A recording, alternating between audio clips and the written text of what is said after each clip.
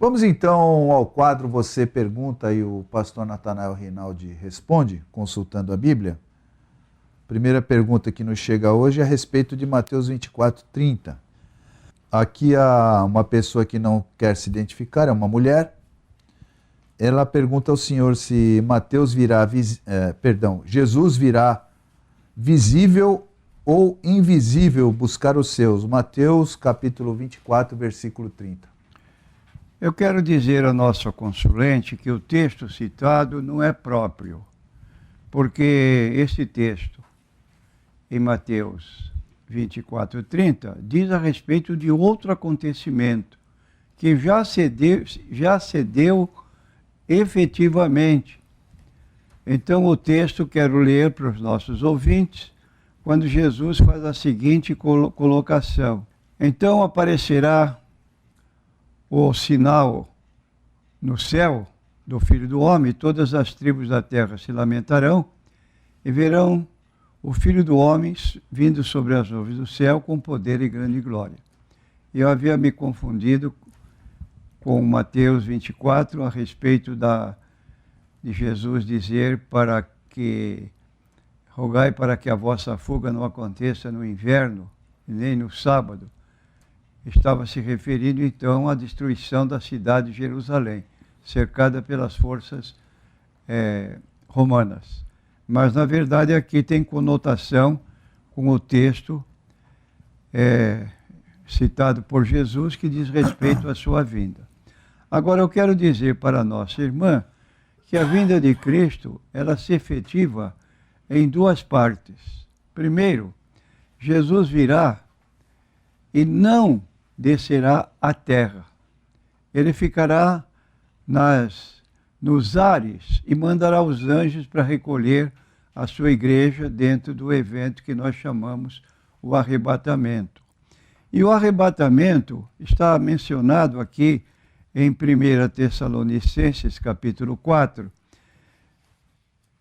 quando o escritor, o apóstolo Paulo, expõe como vai se dar esse arrebatamento da igreja. Diz o texto assim, então, não quero, porém, irmãos, que sejais ignorantes acerca dos que já dormem. Estou lendo em 1 Tessalonicenses 4:13 em diante.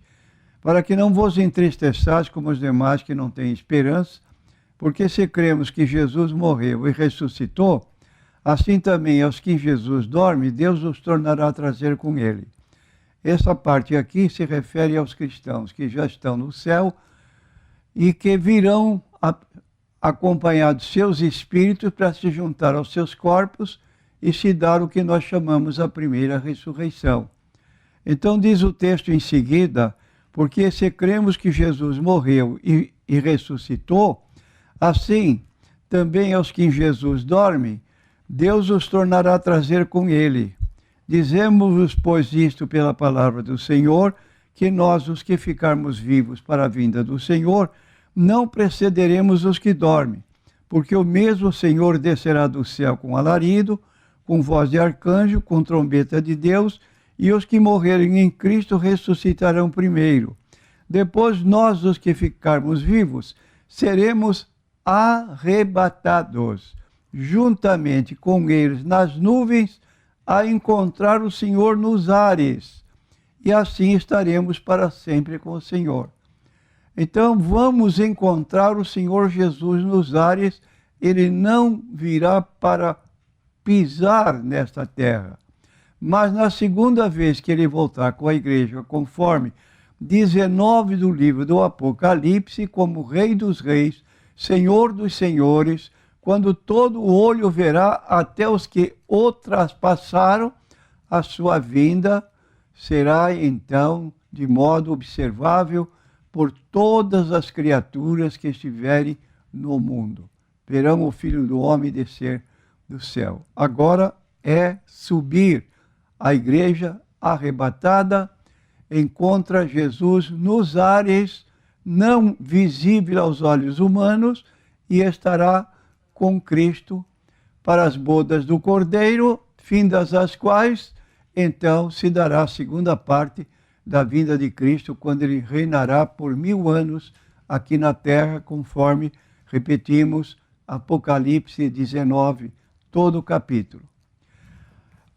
Então, esta é a nossa posição a respeito de essa ocasião que estamos aguardando, o arrebatamento da igreja.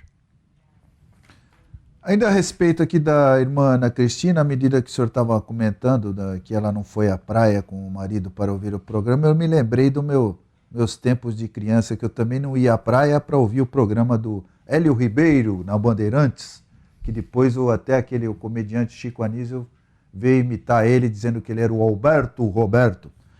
Então eu não ia à praia para ficar ouvindo esse programa.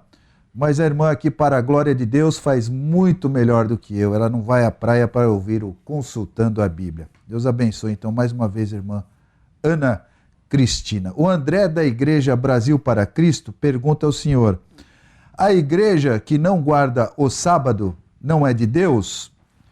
E a Brasil para Cristo é uma boa igreja, pastor Natanael Rinaldi? Eu quero responder às duas perguntas do nosso irmão. Nenhuma pessoa que efetivamente guarde o sábado, porque o que nós temos visto aqui são pessoas que alegam guardar o sábado, porém é uma fantasia. Chegam para nós e perguntam: você guarda o sábado? O crente responde: não. Ah, então você não pode ser salvo, porque a lei de Deus precisa ser respeitada. A lei de Deus não são apenas 10 mandamentos. Quem admite que a lei de Deus seja 10 mandamentos está errado na sua forma de apontar a Bíblia Sagrada. E quero dizer que, nesse caso, os adventistas estão errados, porque eles dividem a lei de Deus em duas partes, dizendo que uma parte é a lei moral e a outra parte é a lei cerimonial. O que é lei moral para o adventista? Apenas 10 mandamentos. E o restante? O restante da lei é lei cerimonial e abolida. Ora, isso é uma falta de conhecimento bíblico. Por quê? Porque a lei de Deus, a lei de Moisés, são títulos de uma mesma lei, que está no Pentateuco, os 5 primeiros livros da Bíblia: Gênesis, Êxodo, Levítico, Números, Deuteronômio. Nesses 5 livros, temos 613 mandamentos.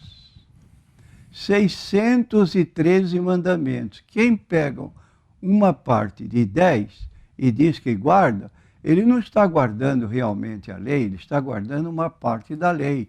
E quem quebra uma parte da lei quebrou toda, como diz Tiago.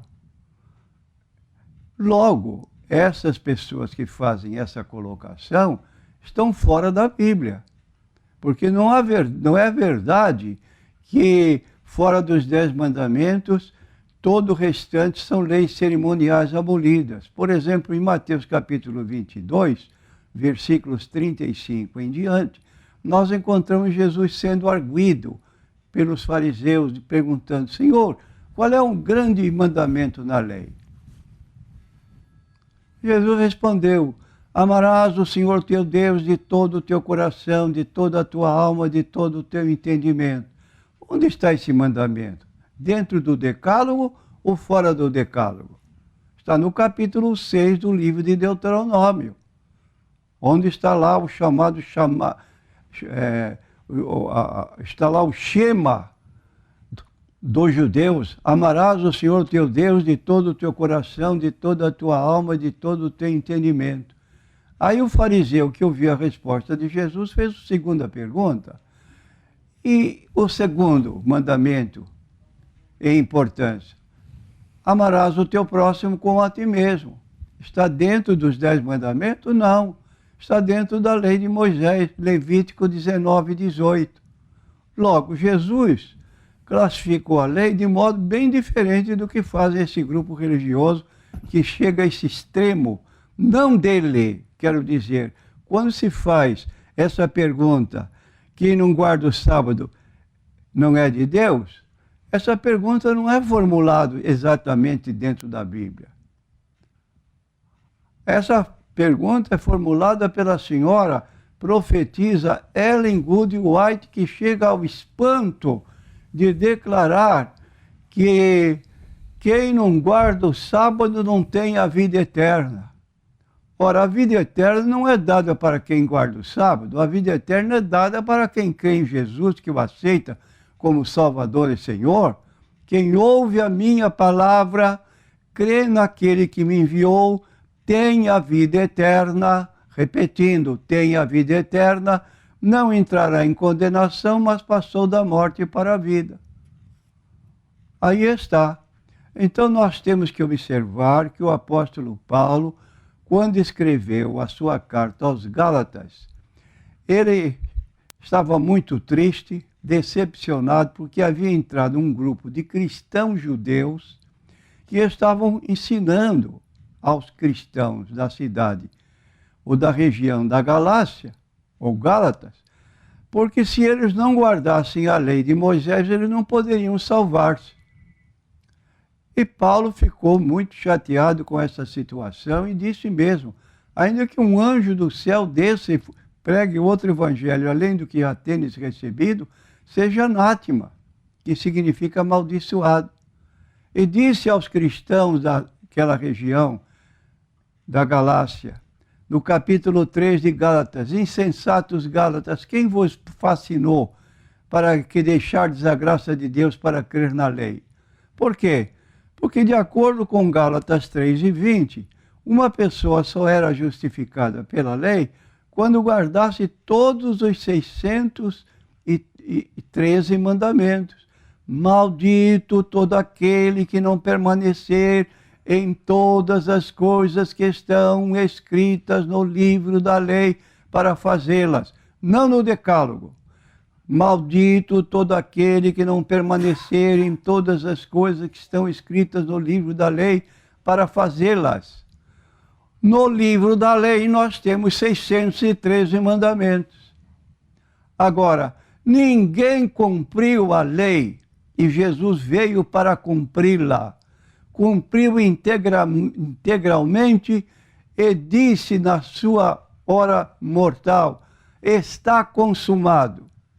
Isto é, a lei foi cumprida e hoje nós, crentes em Jesus, somos justificados pela fé porque aceitamos que Cristo fez a obra no nosso lugar, pagou o nosso débito para com Deus mediante a sua morte na cruz, nos resgatando do poder das trevas. Então somos salvos pela graça, pelo favor de Deus. Se quisermos guardar a lei, fica a nosso critério, porém, até hoje ninguém guardou. E quando então alguém persiste em querer guardar o sábado, Paulo declara em Gálatas 4, 9 e 10, receio de vós que não haja trabalhado em vão para convosco. Guardais dias, sábados semanais, meses, luas novas mensais e festas anuais. Temo que não perdi meu tempo. Receio que não haja trabalhado em vão para convosco. Então aí está a situação para o nosso consulente. Essa colocação de igreja que não guarda sábado não é de Deus, essa é uma invenção adventista. Não é invenção bíblica, porque estão sendo ensinados não pela Bíblia, mas pelos escritos de Ellen White. E qualquer que acrescenta livros à autoridade da Bíblia está invalidando a própria Bíblia. Apocalipse 22, versículo 18. Não podemos acrescentar, não podemos tirar, acrescentar livros com autoridade igual à Bíblia Sagrada. E aí está ocorrendo esse problema. Ele continua aí, parece que tem mais uma pergunta, não? A Igreja Brasil para Cristo é uma igreja boa para ser membro dela. Equilibrada, pentecostal, nada a opor. Muito bem. tem pessoas que parece que querem dar uma mãozinha para a Bíblia, né, pastor? Dá uma mãozinha para o apóstolo Paulo, dá uma mãozinha para os profetas inspirados, os apóstolos inspirados pelo Espírito Santo. Parece que eles querem dar uma mãozinha, né? Eu quero conversar com esse moço, se ele realmente quiser esclarecimento mais profundos, é só nos procurar aqui na Igreja Evangélica da Paz, que estaremos aqui à disposição para conversar. Só telefone antes para marcar, então, esse estudo que podemos fazer. Muito bem. E essa senhora Ellen Goodwhite parece que ela quer ir além do que está escrito também. O Ronaldo, da Deus é Amor, pergunta se é pecado o crente assistir filme pornográfico, pastor Natanael Rinaldi. Ora, eu fico triste só em ouvir essa pergunta. Porque um cristão nascido de novo, ele não pode ter um desejo que é contrário à palavra de Deus. Ele tem que ser coerente com a forma da sua convicção religiosa. Então diz aqui o escritor no Salmo 101, versículo 3, não porei coisa má diante dos meus olhos. A pessoa, principalmente um jovem que assiste filmes pornográficos, ele está sendo incentivado à prostituição. E a Bíblia condena a prostituição, perguntando, não sabeis que o vosso corpo é o templo do Espírito Santo? Então, com o seu corpo, que é o templo do Espírito Santo, vai se unir a uma prostituta para fazer-se um corpo com ela? E na televisão, em filmes pornográficos, é isso que nós vemos, liberalidade sexual.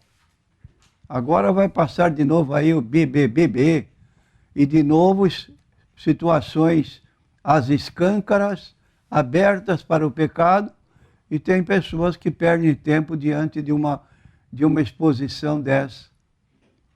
Então, é preciso cuidado, porque não podemos dar vazão à nossa carne. São, como diz o apóstolo Paulo em Gálatas capítulo 5, que nós devemos produzir os frutos do Espírito, e os que andam segundo a carne não podem agradar a Deus. Diz o texto que, então, devemos ter cuidado nesse particular. Diz assim, capítulo 5 do livro de Gálatas, versículo 16 em diante, digo, porém, andai em espírito e não cumprireis a concupiscência da carne, porque a carne cobiça contra o espírito, e o espírito contra a carne, e estes opõem-se um ao outro, para que não façais o que quereis. Mas se sois guiados pelo espírito, não estáis debaixo da lei. E no versículo 19, então, ele começa a expor que são obras da carne. As obras da carne são manifestas, quais são adultério, prostituição, impureza, lascívia, idolatria, feitiçarias, inimizades, porfias, emulações, iras, pelejas, dissensões, heresias, e vai por aí adiante, e vai dizer então por fim, e os que praticam tais coisas não herdarão o reino de Deus. Agora, somos tentados? Sim, somos tentados.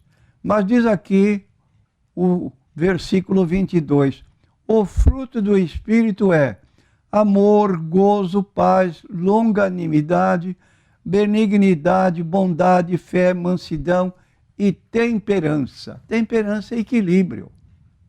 É a pessoa comedida, que ela tem forças de Deus para resistir ao mal.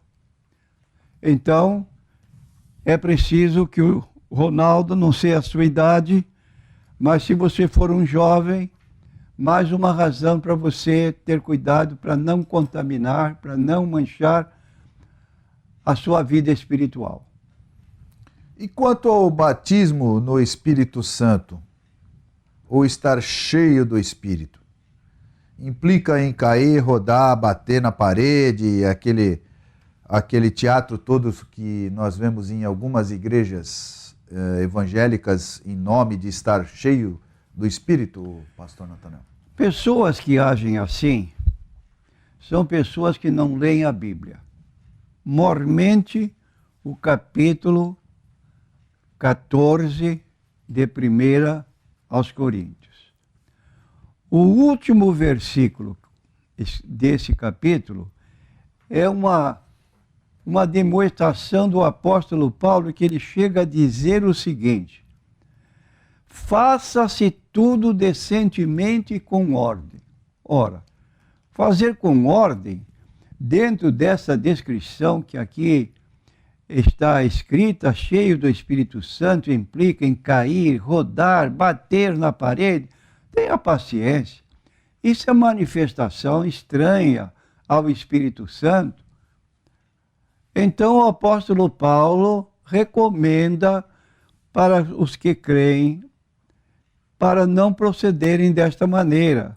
E ele diz no versículo 37, se alguém cuida ser profeta ou espiritual, vamos admitir que este grupo aqui que pergunta seja um grupo que seja qualificado nessa posição espiritual. Reconheça que as coisas que eu vos escrevo são mandamentos do Senhor. Então o apóstolo Paulo está reclamando a autoridade ministerial da parte de Deus para escrever o que ele escreveu. E a conclusão, como já dissemos, tudo decentemente e com ordem. Ele chega ao ponto de dizer, se duas pessoas estiverem falando línguas ao mesmo tempo, está errado. Uma pare de falar para a outra falar.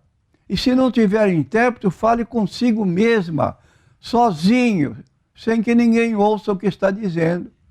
Então alguém não está lendo 1 Coríntios 14. Por favor, você tem obrigação e o pastor tem obrigação de orientar os crentes a buscar esse entendimento e de vez em quando fazer uma pregaçãozinha no culto de oração para que os irmãos sejam orientados e possam agir corretamente à luz da Bíblia Sagrada.